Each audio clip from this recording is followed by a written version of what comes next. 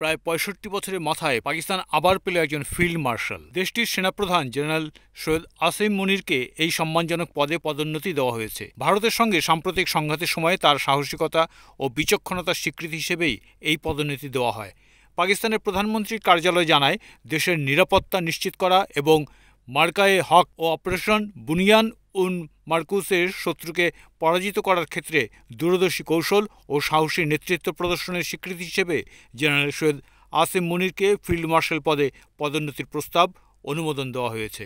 এই পদ সেনাবাহিনীর রুটিন পদোন্নতির অংশ নয়, এটি একটি সম্মানসূচক পদ যা শুধু বিশেষ সামরিক সাফল্য ও জাতীয় নিরাপত্তায় অসামান্য অবদান রাখার জন্যই প্রদান করা হয়। জেনারেল আসিম মুনিরের পদোন্নতি এসেছে এমন একটা সময় যখন পাকিস্তান ও ভারতের মধ্যে ব্যাপক সামরিক উত্তেজনা বিরাজ করেছে। ফিল্ড মার্শাল একটি আনুষ্ঠানিক ৫ তারকা পদমর্যাদা, যা সাধারণত অসাধারণ নেতৃত্ব এবং যুদ্ধকালীন অর্জনের প্রতীক হিসেবে দেওয়া হয়। পাকিস্তানের ইতিহাসে দ্বিতীয়বারের মতো কোনো জেনারেলকে এই পদে উন্নীত করা হলো।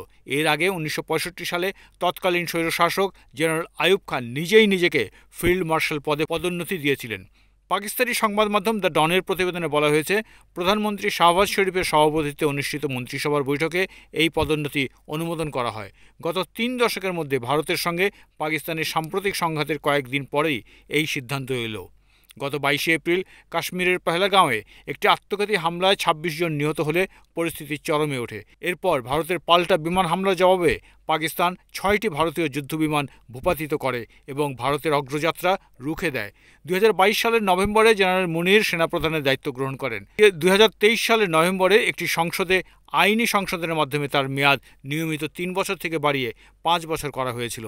পদোন্নতি প্রসঙ্গে জেনারেল আসিম মুনির সেনাবাহিনীর জনসংযোগ পরিদপ্তর কর্তৃক প্রকাশিত এক বিবৃতিতে বলেন, এটি কোনো ব্যক্তিগত অর্জন নয়, বরং পাকিস্তানের সশস্ত্র বাহিনী এবং সমগ্র জাতির জন্য একটি সম্মান। প্রধানমন্ত্রী কার্যালয় আরও জানিয়েছে, পাকিস্তান বিমান বাহিনীর প্রধান এয়ার মার্শাল জাহির আহমেদ বাবর সিধুর মেয়াদ শেষ হলেও তার চাকরির মেয়াদ বাড়ানোর সিদ্ধান্ত নিয়েছে মন্ত্রিসভা।